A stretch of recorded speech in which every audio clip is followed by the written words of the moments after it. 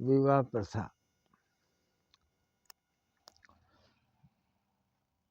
किसी की बेटी पराये घर जाती है, वहीं उसका सारा जीवन बीतता है।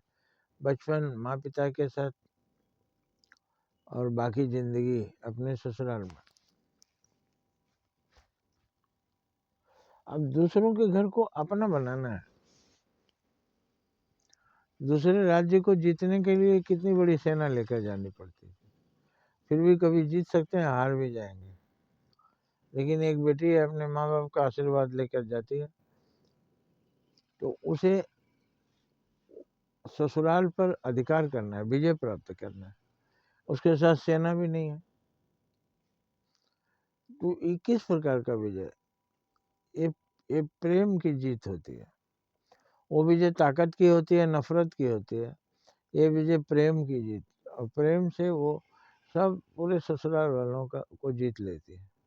जीत लेती है का मतलब क्या हुआ? वहाँ जाकर के रोज सुबह सुबह लाठी चलता है कि तलवारें चलती हैं, तो बहू इतनी तलवार लेके जाती होगी कि दुर्गा बन जाएगी और सबको काट मार के फेंक देगी, उसके ससुराल पर अधिकार हो जाएगा।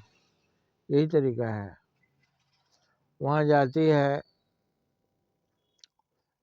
लड़के के पिताजी उसके भी पिताजी हैं, लड़के की माँ उसकी भी माँ। एक बार उनका अपना लड़का अपने माँ या बाप से बदतमीजी कर सकता है, लेकिन एक एक नई लड़की, नई बहू, उसके माँ बाप ने सिखाया है, बेटी तुम्हें वहाँ लोगों पर विजय प्राप्त करना है।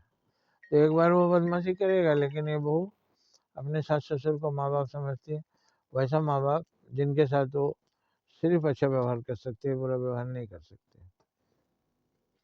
लोगों को दिल जीत लेती है। कौन किसको सुबह चाय चाहिए, किसको क्या खाने को चाहिए, किसको क्या ज़रूरत है, सबके लिए हाजिर है। तो इसमें दो भावना आ सकती है, क्या मैं सबका नौकर हूँ? नहीं, पति परमेश्वर का घर है, उसके घर में जितने सब देवता हैं, और हम अपनी आराधना से सबको प्रसन्न कर लेंगे और सब हमको अभय वरदान देंगे।